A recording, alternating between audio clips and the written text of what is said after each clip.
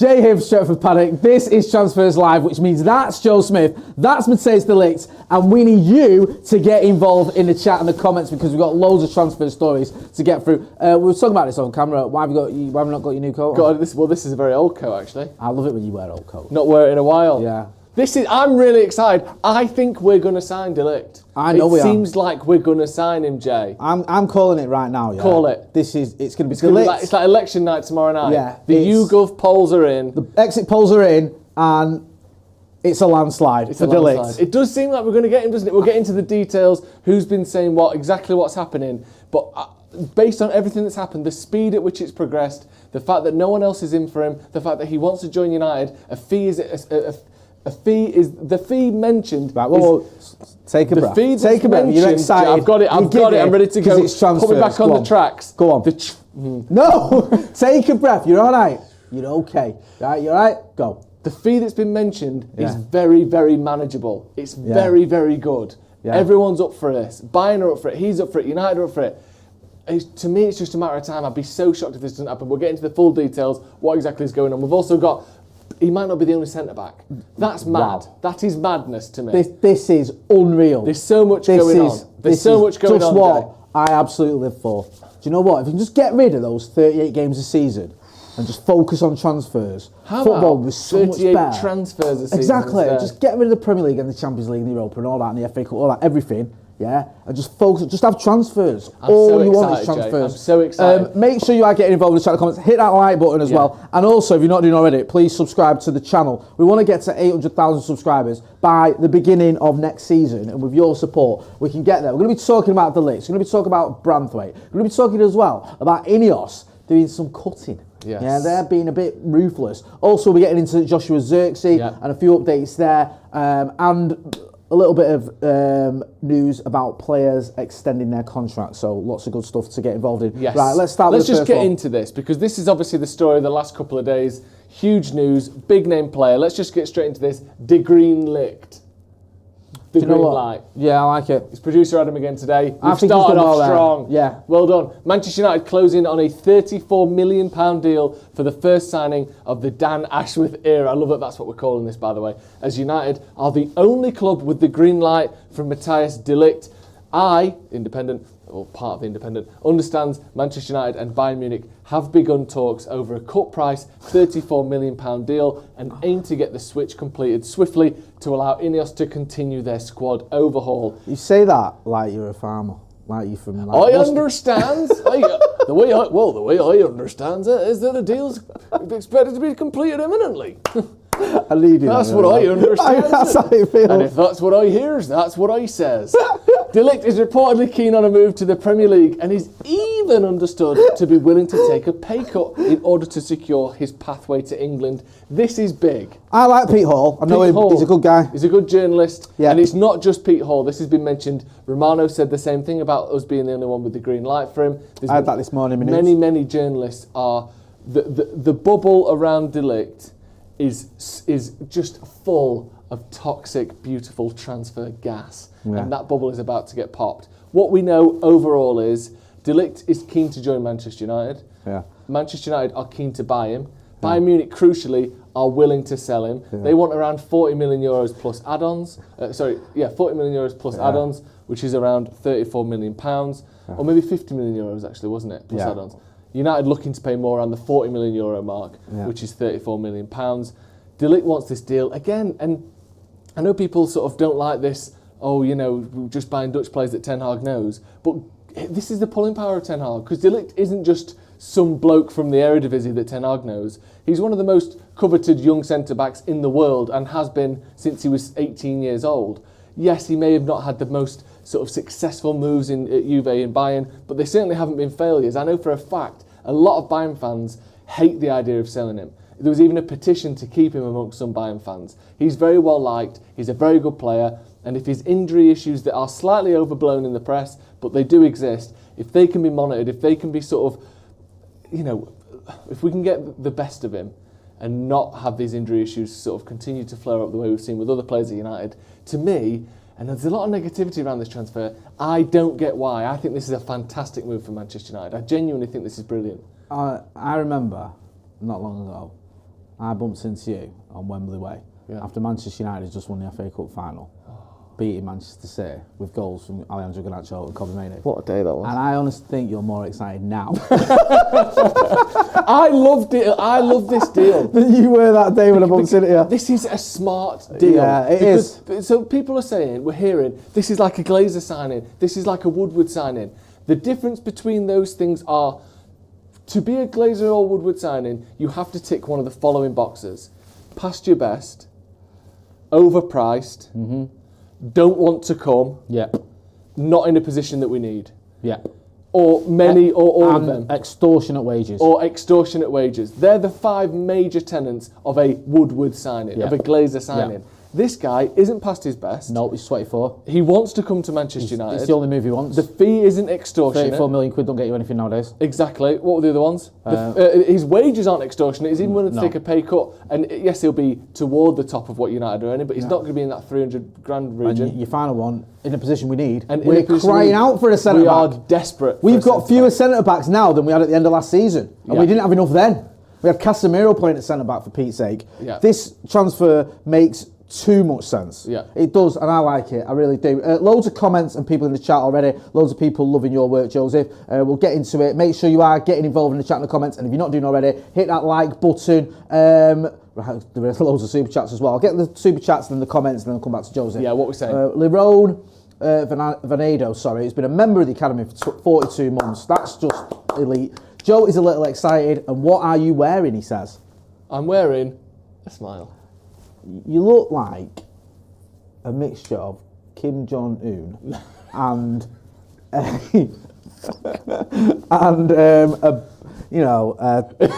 hipster.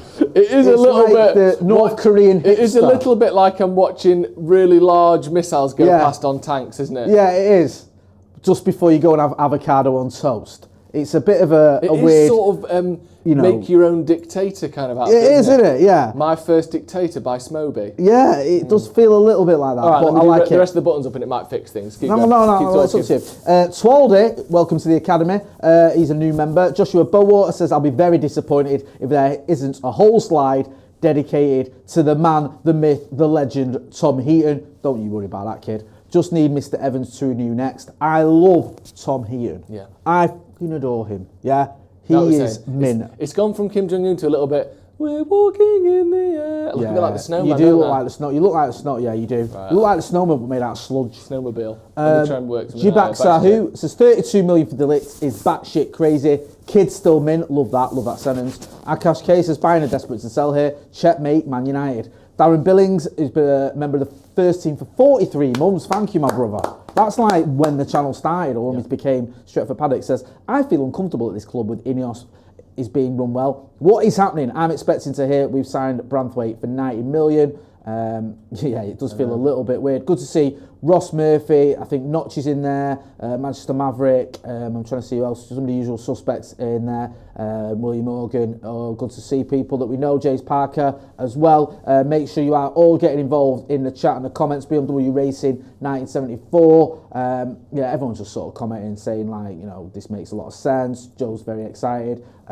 James Parker says, evening Jay, evening Joe. They licked me up. I like that one. He's a class act, man. Yeah, Altered Shape says at 24, the Ligt is a no-brainer in my eyes. People, I saw someone online saying, oh yeah, but look at Varane. The thing with Varane is, Varane was 28, I want to say, when he came. So towards the end of his career, I think the injury issues were slightly more predominant and weren't that dissimilar, to be fair, but there was a little bit more of a question mark, I feel, about his injuries. And also, there was a question mark about just what was going on at the club when he arrived, because it was a very sort of weird time.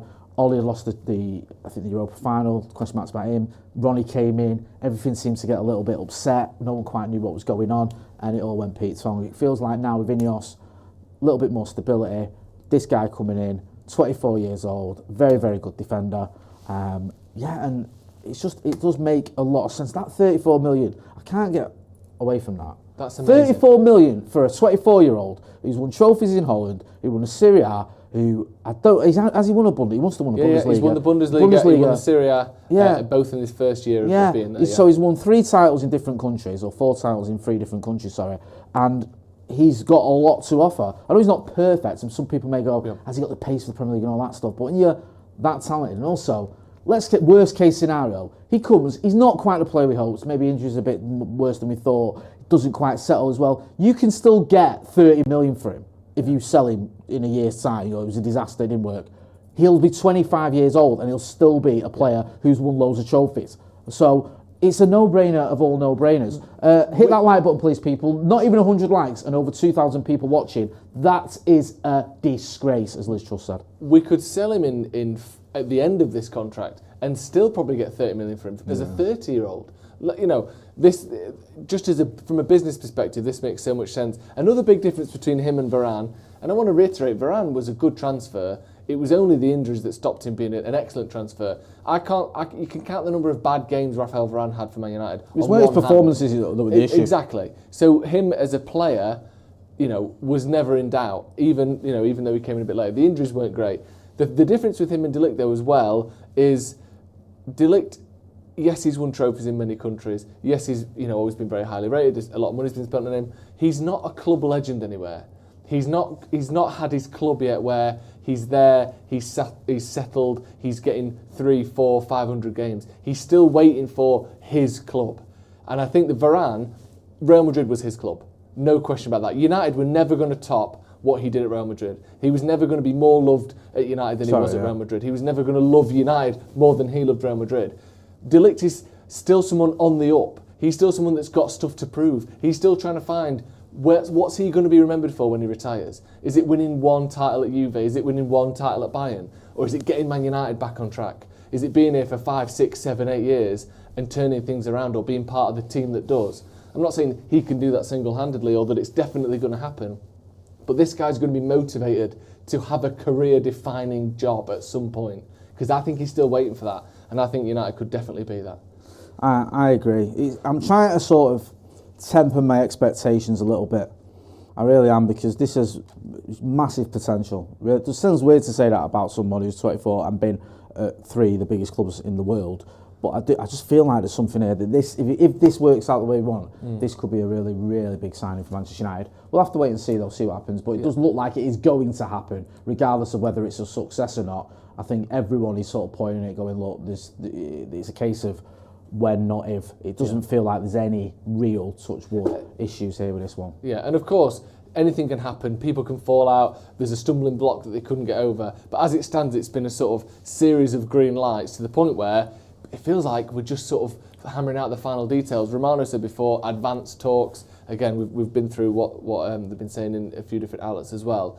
It feels as though there's almost no friction on this transfer. I can't see a reason why it wouldn't get done, but mad things happen in transfers, so we'll have to wait and see. Sorry, I want to just give sort of a revisionist view, because everyone seems to be pretty positive about this. Sigmund Bjorn says, no concerns here that he's coming from Munich. The last couple of deals we did with them, Hargreaves and Schweinsteiger, were disasters. Bayern, like Real Madrid, don't sell players with an upside. Owen Hargreaves was a great signing. Like, I'm sorry, right? There's this revisionist theory, I keep saying that word because it's true, about Owen Hargreaves. Yes, he only did one season at United, but it's the last season we won the Champions League, and he was a massive part of that. Yeah. Now, if you're saying to me, we're spending 25 million quid to win the Champions League, yeah. Look at them performances against Barcelona. Look at them performances in the league that season. The big performances in big games, especially against the likes of Chelsea and Arsenal. That free kick against Arsenal, for example. Owen Hargreaves had an amazing season. So I'm not having that he was a disaster. There's this sort of, people look back and go, oh, he only gave us one season. But that season is literally the last amazing season we had at Manchester United. It's the last season we had where we won the Champions League and the Premier League in the same season. And he played in all the big games, including in the final, including absolutely smashing his penalty and having an absolute worldie against Barcelona in the semi-final as well. So Owen Hargreaves is a good signing, and Bastian Schweinsteiger, I won't have anything said about him. That performance against Liverpool, Old Trafford, was the best performance I've ever seen by a German in a football match. Wow, unbelievable. And that is factual. I agree on Hargreaves. Obviously, Schweinsteiger didn't quite work out, but you knew with Schweinsteiger, age-wise, he was coming to the end of his career. We knew that. What was he, 30, 31, also, 32? Owen Hargreaves, when did we sign him? In 2007. Yeah. And like we shouldn't buy players from Bayern Munich anymore. Yeah. The thing about the top teams, And it's Real Madrid and Bayern are two examples of top teams. United were like this for a very long time. How many players from sort of 1995 to 2008 did United sell that were massive successes for big clubs? You don't. When you're a top successful team, you don't need to sell your top players. So they stay with you and keep winning. The only players you tend to sell are the ones who aren't necessarily quite so good. Or, in this case, you're trying to cut 20% of your wage bill, which is the rumours about buying at the minute. You've got someone who's can be sold for a lot of money, maybe doesn't quite fit into the manager's system the way that others do, and is on a lot of money. For me, I think that's the main reason why he's going. But you look at, people do leave top clubs and go on to big things. Obviously, someone like Odegaard at Arsenal was at Real Madrid and is now at Arsenal one of the better midfielders in the Premier League. Ozil, another one who left Real Madrid and was excellent for Arsenal for many years. It does happen. Obviously, it doesn't happen as much because top teams don't have to sell their best players. So there usually has to be some reason for it. But like I mentioned there, they want to cut down on wages. Maybe his speed and certain elements about him aren't quite what Vincent Kompany wants. But like we said before, the Bayern fans don't want to see him leave. This isn't like fair enough, he's not quite good enough. Everyone who watches him seems to think he's good. It's just about getting the best out of him. Yeah, no, I like him, man. I think out of all the Bayern centre-backs, I think he'd be my preferred choice. Well, I wouldn't take Eric Dyer over him, that's for sure. I wouldn't take Upamecano either. No, I wouldn't. I know Kim Min-jae was like, flavour of the month when he arrived there, but I don't think he gets in the team anymore. I think there's all sorts going on there. It's a strange club, as we touched on the Paddock podcast. More sort of the Ligt news, and also Branthwaite, if we go to the next one. Let's have a look at the next one here, what we got. Branthwaite, it's not over yet.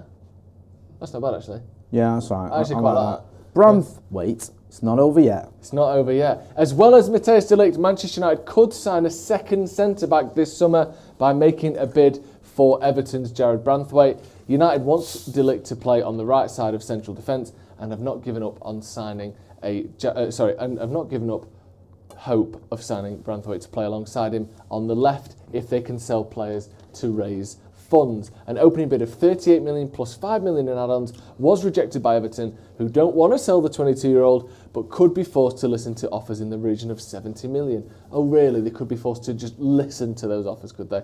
United are unlikely to go that high, but are weighing up an improved offer for Branthwaite, who is understood to have grown increasingly agitated over lack of movement in negotiations. Now this thing about United wanting to sign two centre-backs is something we've been hearing a little bit more, isn't it, in the last week or so. I've seen it on social media. We've heard rumours and whispers about this idea that it's not just one. Obviously, Varane's gone, we know that. Lindelof may well be on the way out as well. There seems to be a genuine, desire to sell Victor Lindelof. We saw last season what can happen with a bad couple of months. We were playing Willy Camboala and Casemiro at centre-back at one point.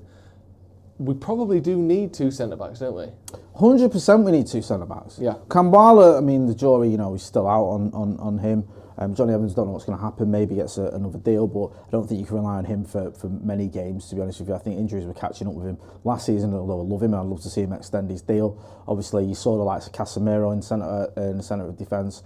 That was patchy at best. Harry Maguire came in, he got injured. Martinez had injury issues.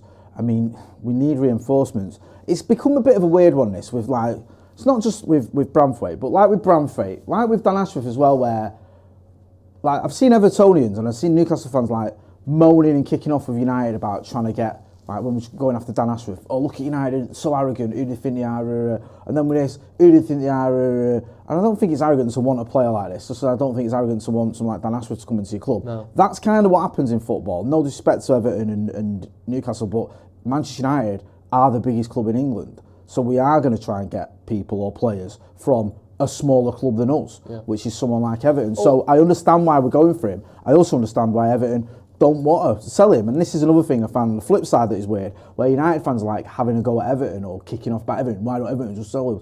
Well, if they don't want to get rid of him for lower than 70 million, that's their prerogative. Fine. They can sell him to someone else or keep him. Because I just think that I don't really see the issue with it. I don't think we should pay it. If that's what they want, fine, we walk away. Yeah, I completely agree. And also, the Newcastle fans kicking off about Dan Ashworth. What, homegrown talent Dan Ashworth, who's been at Newcastle for 40 years? Oh wait, no, you got him from Brighton. Yeah, he's not like conversation is weird. Like it is, and also this has been going on for 150 years. Yeah. It's not new. No, people get players from other clubs. And if you've got a transfer fee of 70 million quid, you can ask for whatever you want from him. Like you said, Jay, if United don't pay it, you get to keep him. If they get a fee that you want, then you're happy as well. What's the issue? This is a really good point, this. Seymour Malik says, letting Mengi leave was a massive blunder. I think it doesn't look great in the cold light of day. I think when you're playing midfielders at centre-back, and Mengi did really well at Luton, it did look like an error, that. It did, because there was no need to do that. I know he had injury issues, especially when he was younger, but look at how the season... I know you can't predict so highly rated, I know, and look at how it panned out, and look at what we were doing towards the end of the season. We were just sort of patching the defence together with anyone who could play there. It was ridiculous. And you look back and you think, really, what was to gain from letting Mengi go? But he went, it happened, and we'll probably buy him back for 70 million in 2 years' time. Probably. Let me know what you think about this one. Let me know what you think about Branthwaite. Whitbeard Vicky says Branthwaite is the Frankie. Is that the Frankie de Jong of the next one? Him all summer. Daniel Berry says Scalvini has done his ACL. Kane O'Hara says Austin Powers $1 billion guy. Nice.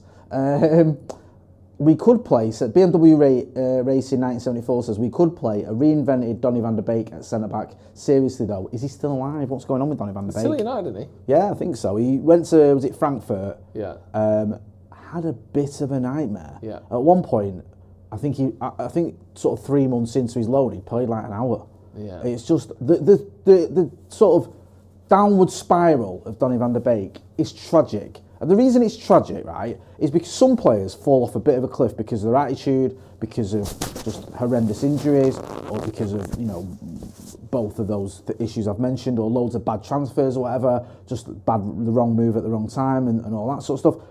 Van der Beek's a weird one because he came at United. The manager obviously didn't want him. No. Then it was like, well, he didn't really get much looking. Then the manager gets sacked, you think, all right, I might get more of a game now. The other manager came in, didn't really want him, went on loan, did okay at Everton, got injured, come back. Then his former manager takes over. You think, oh, it's tailor-made for you. This is the manager who you shone under, the manager who you got a Ballon d'Or nomination under. Doesn't really fancy him, then gives him a chance and he gets another injury. Then he goes out on loan again when he comes back from his injury, and that's a complete disaster. And now I think Donny van der Beek is going to probably end up like maybe going back to the Dutch league, or if he stays in England, he could end up in the Championship, and it's just sad to see. He's only about 26, isn't he? Yeah, it's mad. And it is sad because he's someone with obviously a lot of potential, but it's just amazing how a bit of luck, bad luck and injuries can completely derail, certainly for now, such a promising career. It's weird, I don't think there's any reason to dislike Donny van der Beek. It doesn't strike me as a particularly difficult player. Let's move on. Yeah, what we got next? Abundancy of redundancies. You know what? I think it's sensible enough to sort of match the gravitas of the situation, because it's not the sort of thing you want to be laughing about, really, is it? But I think I like the pun. It works. No, it works, yeah, and you're right. It's not really something you should be joking about. No. So it's sad to see. Go on, Joseph, talk us through this. Manchester United to cut 250 jobs as Sir Jim Ratcliffe continues Old Trafford cost cutting. Manchester United today told staff that the club intend to cut 250 jobs as new co-owner Sir Jim Ratcliffe continues his bid to slash costs at Old Trafford. Interim Chief Exec Jean-Claude Blanc informed staff on Wednesday lunchtime that the club intends to make a wave of redundancies, with new co-owner Ineos pursuing a series of cost-cutting measures recommended by consultancy firm Interpath Advisory, who have been hired to review the club's business and operational outgoing. Interpath sounds like the sort of thing that someone would have been diagnosed as in the 1960s, doesn't it, before someone puts a big drill into your forehead to let the bad demons out. It turns out he's an interpath. We're going to have to drill into his face. I mean, it is the work of... It's cruel, isn't it? Undoubtedly it's cruel. And that's not to say it's not a good business decision, or that it won't help United in the long term as a football club and as a business. But for the 250 people that are about to lose their job, this is probably the shittest day they've had in a while. That is the short and long of it for me. I feel really bad for people who are losing their jobs whenever it is, especially when, you know, the country and the sort of financial crisis that everyone's going through over the last few years it isn't a good time to lose your job, and especially at a club I care about and love so much. Whilst it may help us in the long run, it's a shit day for these people, isn't it? It is, and I've been at companies where there's been redundancies. I've been made redundant myself. It's never nice, and I've seen people crying about it and being upset. And I'm guessing there's probably a few tears being shed by people at Old Trafford. And when you go to somewhere like United, one of the biggest organisations or institutions in the world, you probably think it's a job for life. Yeah. You probably think, and especially if you're a Red as well, it's probably your dream job. I think at United the wages aren't great and the way they treat you isn't perfect. I think the big selling point is you're working for United, and if you're a Red, it's like, oh, this is great. I'm working at the club, so I do feel for him. I saw Kieran Maguire, who I love dearly.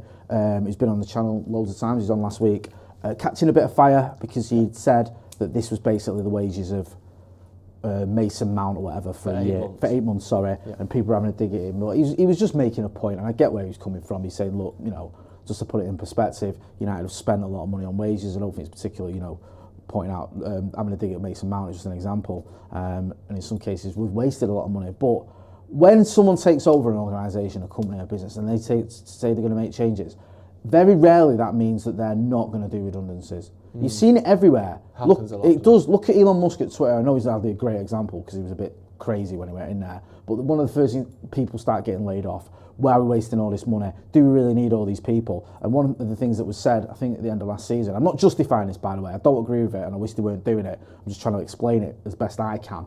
One of the things that was said in a lot of articles at the end of last season was that United had more staff than any other club, and there was a feeling that we had too many staff. Now, I think it's a bit shit. I'd rather he'd have come in and gone, you know what, I'm not going to lay anyone off. Yeah. We'll find other ways of cutting costs, whether that's on the playing side of things, whether that's just, the Glazers can't use their private jets or whatever it is, or the company, we're spending millions to fly them to Wembley twice a year, whatever it can be. But he's come in, it looks like he's not putting any money into the women's team. It looks like he's maybe even taking money out or spending less money than was spent on it, which wasn't great anyway. Yeah. He's cutting staff. He's making redundancies. He's asking people who were working from home not to do that anymore. He's cutting some of the perks, like staff going to the cup final without having to pay for the travel and stuff like that. Yeah. And it doesn't feel great. I'm old school, right? When I think of Manchester United, I think of the Matt Busby Manchester United. I think of the Bobby Charlton Manchester United. I think of the Sir Alex Ferguson Manchester United. I think of an almost like family-orientated socialist type club. Yeah. That's what we were. Yeah, do you know what I mean? Like on the picket lines, and we all stick together, and we're all in this together, and it's all a bit left wing, and like we look out for one another. And now it doesn't feel like that, and I'm sad to say that's A, it's part of the way that just all football clubs are going, and B, that's kind of what Sir Jim Ratcliffe's like. He's a ruthless businessman. He didn't make billions of pounds by being dead nice, and you've got to swallow that pill. I'm afraid if we want to be owned by him, you knew this was coming. Do I think he's perfect? No. Do I think do I agree with what he's doing? No. Do I think he's better than Sheikh Jassim? Yes, I do, and I'll stand by that. It's not a great choice, but it was a choice we had. Yeah, it's a shit day, and hopefully those people, like you said, having Man United on your CV is hopefully a decent sort of stepping stone for whatever comes next. But just on a personal level, it's shit. It is shit. Should we get into some comments, Jay? Yes, let's get into it. Twitter Legend says, I'm not a socialist, fair enough. Balvinda Ratu says, City's best ever team could not beat United's worst team ever. That's an interesting one. I mean, I think they did 3 times last season. Annoyingly. Liam Tuck says, what's the thought process on buying 2 centre-backs for a combined total of 100 million? Who sits on the bench out of the Ligt, Branthwaite and Martinez? Because I can't see us playing a back 3.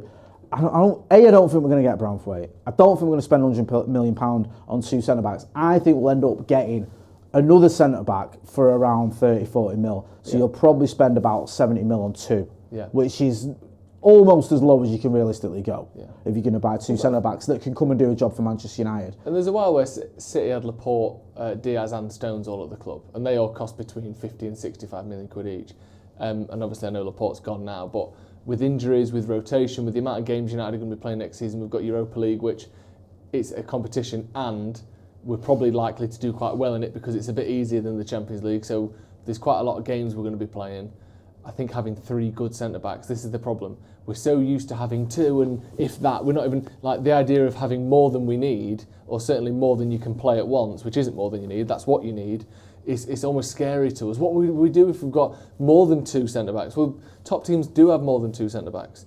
They do, Real Madrid have got 3 or 4 very, very good centre-backs. I know Militao's injured now, but they've got very good players in there. City the same. Look at Bayern. They've got, Upamecano, Kim Jin...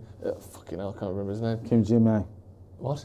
Kim Jin what? What's his name? Kim Min-jae. Kim Min-jae, that's it. They've got Kim Min-jae and they've got De Ligt. Like, it's not beyond the realms of possibility that a team should have 3 good centre-backs. You've got to remember as well, like, United, when we've been successful, have always had an option at centre-back. People talk about the Nemanja Vidic and Rio Ferdinand era, and rightly so, because it was mustard. Yeah. But Johnny Evans came in and played games during that spell, when, let's not forget, Vidic and Rio were both getting injured. You look at that record-breaking run we had, where I think it was 16 clean sheets, whatever it was. There was parts of that where neither one or the other weren't playing. Wes Brown was always coming in, doing a job. You could put Gary Neville at centre-back. You could bring in Mikel Silvestre. If you're going to go a bit further back, you used to have Henning Berg, Ronnie Jonsson and Jaap Stam rotating. It has always happened at Manchester United when we've been successful. This idea that it's been Pallister and Bruce and it's been Stam and Jonsson and it's been Rio and Vidic is not true, because it's true to a certain degree because that's been your first choice. But during those successful seasons where we won titles and won Champions Leagues, you had many, many games where it was rotated because of injuries or suspensions. So you need more than just 2 centre-backs who are ultra reliable. And if you think of the alternative as well, that is buy someone who's not great for cheap. Who does that help? Yeah. Do you know what I mean? The only option is get someone who's good enough or not. And to get someone who's good enough for Man United, you're probably going to be spending 30 million minimum, aren't you? Yeah. So, this idea of why don't we get someone who's 6 million quid who's shit, who does that help? No. You can't do that. You can't do that, man. You can't go out there and think, oh yeah, like, let's just get a kid from Rotherham or whatever. Yeah. Or let's just get a 38-year-old. Like, we've done that. Yeah, I mean, he's still playing. No, but that's like a ledge. That's not going to work. Like, you know what I mean? Unless it's someone like Johnny Evans or Thiago Silva, it ain't happening. So you've got to be realistic here at what you can do. This is one of the reasons why you can't just throw youngsters in from the academy. Like, I know we did it with Willie Camboala, and it worked against, was it the Scousers? Yeah. But then he had a bit of a stinker at Bournemouth, was it? I think so. It wasn't his fault, to be fair to the boy. But you have to be careful with young defenders. You can't just keep throwing them in, especially if they're not ready. Yeah. So I think you have to go out and buy some quality. I mean, Verma says, is there any clarity on how Ineos are challenging the rule to get Todibo to United? No. What particular clause can United use here? I think they're just going to use the I've got loads of money and loads of lawyers and I'm going to take you to court and win clause from Sir Jim Ratcliffe. I think it's, official. That's the subtext. The official title is, but we want him clause. Yeah. Yeah, so we're just going to invoke. I wanted to buy him though. Yeah, we're just going to invoke that in the quorum. I think we've got a few more super chats there, Jay. Oh yeah, we have. Well, I can't wait for you to read this one. It's Abdul Shoyub says, Sean Paul voice. Okay, lock in. Just give me the lit and pass the dough. The dro. Eh? You've really done well there. What? It was like being at a Sean Paul concert. Right. Loved Just give me the lit and pass the dro. Right, yeah? Yeah. They do call me the Sean Paul. I think we'll all be singing that. I think they actually do call me the Sean Paul of Eccles. Yeah, they do. Yeah. Where's he from, Sean Paul? I don't know. I would only be assuming, and then I'd rather it's ropey when you do accents as well. Let's not go for I've done Verma, and I think we're up to date, actually. Yeah. Okay, well, let's go on to our next story then. What we got? Baker's dozen, rising agents dough. Now, this has got a sprinkle of the corn on the cobby butter me up to it, hasn't it? This feels like a classic in the making. I don't get it, I hate it, but I feel like it could be a classic in the making. Adam, talk us through what the fuck we're seeing here. Why Baker's dozen? Because his agent's getting 13 million. Right. Very good. 30 million, yeah. So the price is rising. Rising. Yeah. Price is rising. Is what you put when you... A rising agent is what goes into bread. Yeah. Your yeasts. Yeah. When you bake. And dough. Yeah. You know what? Baker's dozen, so it's 13 million, which we're about to see. Baker's dozen, rising agents though. Unfortunately, so there you go, 13 million in commission. Yeah. You know what? Yeah, it's alright. This isn't corn on the cobby. No, butter me up. This is or good butter shit. him up. Corn on the cobby, butter him up. This is some good This actually makes sense. This is very good. This is very Usually when you explain a pun, it's not very good. No. But I think you've done yourself proud there. But this has got a few different things to it, hasn't it? Yeah. And also, bologna. So, kind of like a food, innit? in a way. What? You're ruining it. I'm ruining read it this time, yeah. Manchester United's prospective deal for Bologna striker Joshua Zirkzee could rise to 46 million with agents' fees. Zirkzee has a release clause of 40 million, but sources in Italy have said United could spend up to 13 million in commission to secure a deal. Zirkzee, 23, scored 12 goals in 37 competition games for Bologna, I don't know why I said that, as they qualified for the Champions League last season. Zirkzee is represented by the Sports Invest UK agency that is run by Kia Joorabchian, who was blamed by Sir Alex for not making Carlos Tevez' 2-year loan a permanent move in 2009. This whole thing, to me, I hate it. In my head, don't agents get like 20% of what he gets? What's this separate thing of 13 million in commission? What are we doing here? What's the point in a fucking buyout clause? It's like going to Ticketmaster, this, isn't it? Where you're buying tickets and it's 38 quid for the ticket. Oh, and there's a £4 service charge, and there's a fee for getting the tickets in the first place, and you have to pay £5.99 delivery, and you have to pay to book a seat number. Like all this fucking shit. He's got a release clause. Just stop it. You're his agent. You get a cut of what he gets, not your own 13 million quid little bung just because you want some dough. Does my head in this. It's a lot, that, isn't it? It's a lot of money, Yeah, it is. That's like over a third of the actual fee of him. I think there was reports, though, taught that it was going to be lowered and it was going to be closer to 8 million, which is still ridiculous. But it's, obviously more sort of acceptable than 13 million. Seems too excessive. I'm torn with Joshua Zirkzee, to be honest with you. Yeah, me too. I don't know much about him. His numbers are okay. It does. I know it's only Koeman's opinion, isn't it? But it's a bit annoying, or slightly worrying that he's not getting a look in for Holland. Yeah. Like to the point where it's like, Weghorst is the go-to guy, isn't he, off the bench. Yeah. Gakpo and Memphis are the strikers, and I don't even rate Memphis that highly. But again, you can look at it and go, well, okay, Gareth Southgate doesn't rate Branthwaite. Does that mean Branthwaite's not good? It's just one manager's opinion, doesn't it? I would have liked to have seen a little bit more of him at the Euros. Yeah, I mean, it's that whole trust the process thing, if that's who they want. I think the one part of this deal and this suggestion that makes sense is he looks like the kind of striker you would have as a backup to Højlund. Yes. Like, it looks like 23, so he's not a kid. 12 goals in 37 games. He's not smashing him in where he's going to go, what? I'm going to be the second choice to United striker. Don't think so, mate. I've just scored 12 goals. So that kind of makes sense to me. It's just, is he good enough? So if Rasmus Højlund, for example, was out for 6 weeks and you're relying on him, is he going to do the business? I don't know. I haven't seen enough of him. Bologna obviously had a good season as a club, as a team, qualifying for the Champions League, and obviously Thiago Motta got his move to Juventus on the back of that. So there's been success. I've just not seen a lot of the kids. So if you have seen more of him, please get involved. Yep. Let me know. Mo Wadder says, the Ligt isn't starting either. Brainiac 1209 says, Zirkzee needs to fire his agent. That kind of goal digger will only cause him problems in the future. Love that. Yeah. James Barry says, rather Weghorst. Right, let's talk about Dan Ashworth. The Don. Dan Ashworth. Let's have a look. Ashworth identifies 7 culprits. Very good. Pretty root one, but I don't mind it. Dan Ashworth plots brutal £200 million Man United transfer call as 7 targets named. With Dan Ashworth starting work with immediate effect, United can step up their planned squad overhaul with the following 7 players wanted to be offloaded. They are Casemiro, Victor Lindelof, Harry Maguire, Christian Eriksen, Anthony, Jadon Sancho, Mason Greenwood, with the dream scenario for Man United being able to sell all of them and raise £200 million, giving them a transfer spend of £250 million, including the original £50 million budget. That's from the Mirror. Easy. Makes sense. This is what you'd want to see. I think most United fans would probably agree with this. On that list, there's maybe only Harry Maguire I'd want to keep. The rest, you can sell or release. I'm not bothered. And it would make sense that you probably got rid of all them. Get something like 200 million. Yeah, it's pretty high to me, that. You probably, It's probably relying on you getting 50 million for Casemiro. You need Saudi Arabia to come in for Casemiro. You need to get at least 35 million probably for Harry Maguire. Jadon Sancho again, 35 million. Mason maybe 40 million. Anthony, fucking hell. 20? Oh, yeah. I think you get 20 for him.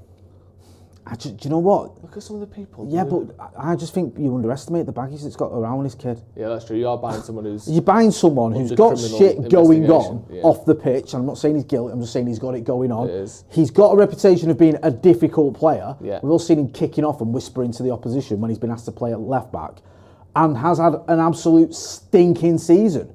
Yeah. And his wages are high. So I think you're going to struggle with Andy. I do. I just don't think anyone would want him. No. I don't think it's like a fee thing. No, I don't. If you're looking to spend 20 million quid, are you going to spend it on him? Probably I don't think you're not. I don't think you are, sorry. I think you're going to go, nah, we're better off getting a up-and-coming youngster. I agree. So I think Andy's going to be a difficult one to get rid of. Jadon Sancho, his stock's relatively high. He's got to a Champions League final. I don't think he was amazing at Dortmund, but he's a good player, and he's had a decent spell there to get him into the Champions League final. Mason Greenwood, phenomenal player, off the field issues, that's the problem. If you can stomach that, he's worth buying. Yep. Harry Maguire, a very good centre-back. He's probably the one I had to keep, as said. Victor Lindelof, decent. Casemiro, past it, but if he goes to Saudi Arabia, yeah, you'll get some cash for him. Yes. It makes sense to me that. I think that, it's maybe slightly ambitious, but not beyond the realms of possibility. Jay, I know you don't drink, but do you want a delicious little nightcap before we go? Yes, go on. Pop it on. Pop it on.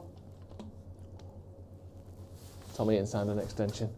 I love Tommy Heaton. Everyone loves Tommy Heaton, I Jay. do. He's fucking Everyone class. loves Tommy Heaton. When we went to Carrington, right, and this matters to me, he was so friendly. So we went there with my lad, and they were doing like a press conference for Alejandro Garnacho and Facundo Palestri with a load of kids, just so they could have a bit of practice, the players, with questions in English, because English wasn't the first language.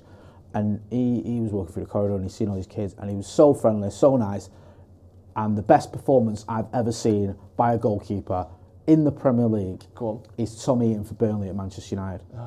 That 0-0. Nightmare, wasn't it? Fucking hell. Absolute nightmare. He was unbeatable. There's been a few... He's 11 shots on target, I think we had. It's incredible. It is genuinely incredible. And he says here, I'm delighted to continue my stay at my boyhood club. He said, I still feel in great shape and I'm ready to offer whatever the squad needs throughout the season ahead. In addition to on the pitch, I'm learning so much for my next steps, whatever that may be. But first and foremost, I want to push the squad to build on our success from last season. Good bloke, very nice guy.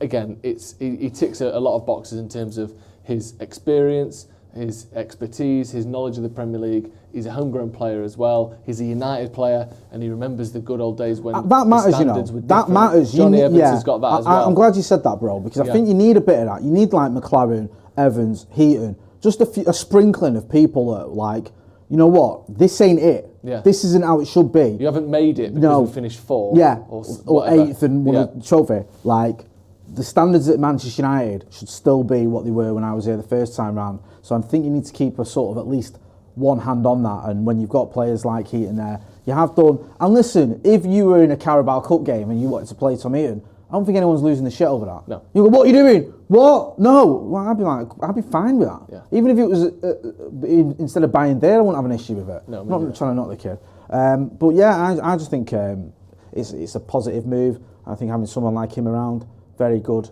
move and a bit of a no-brainer. Absolutely. And for goalkeeper, he's 38, but goalkeepers could play till 73. He's a baby.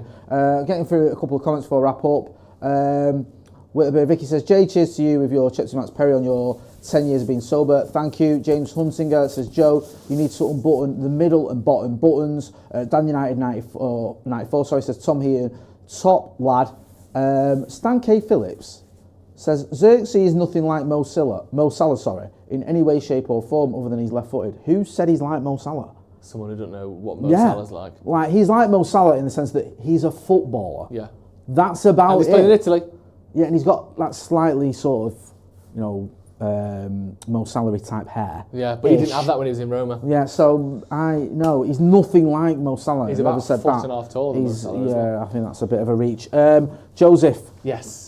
I've enjoyed tonight. It's been fantastic. It's been I'm great. really excited for this. I really hope this happens, and hopefully over the next couple of days we'll get that. Here we go. We'll get some sort of announcement. It's in the Euros, so obviously that might complicate things. But by everything we're hearing, this deal looks on the cuspish.